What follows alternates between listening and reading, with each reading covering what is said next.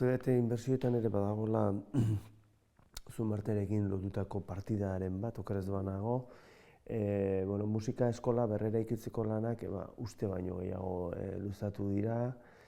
Eta hori nik egingo dizut galdera, pentsetet jende asko egin dizula, ez? Baina ikasleak eta irakasleak noiz itzuliko dira berriro Zumartera. Hori zehaztu daiteke gaur egun?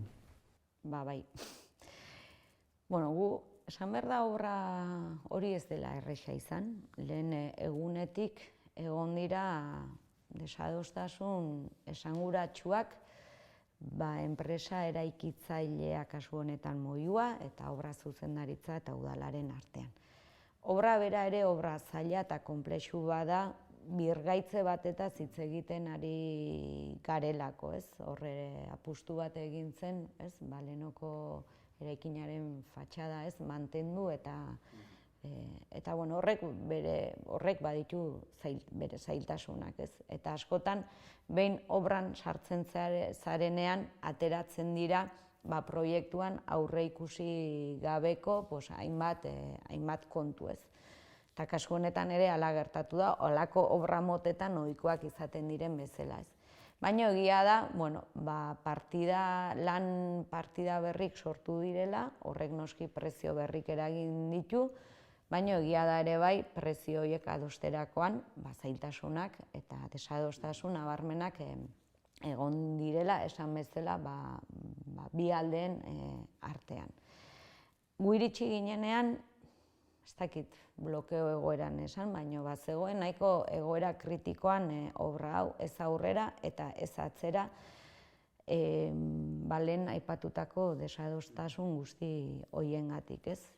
Inkluso ez genuen baztertzen ere epaitegietako bidea hartzeak, jakinda epaitegietako bidea hartzeak, inzertidumbre egoera askoz ere handiagoan jarriko gintuela.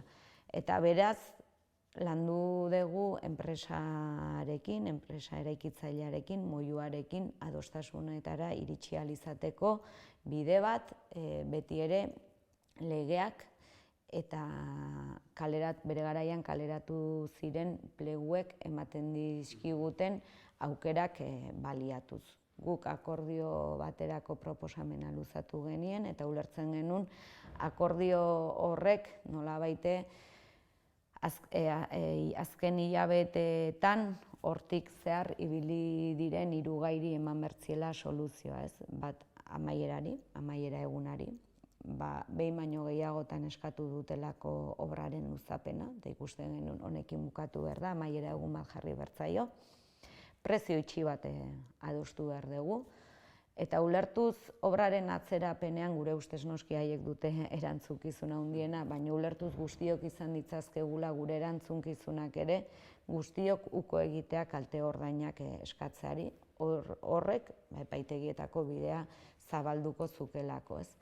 Beraz, akordio proposamen bat egin genien hiru gai horien bueltan, eta azkenengo asteetan negoziazio horietan aritu gera buru belarri.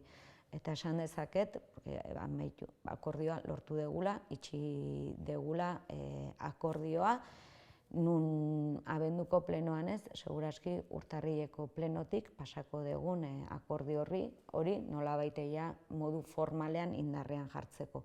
Modu informalean, lortu dugu.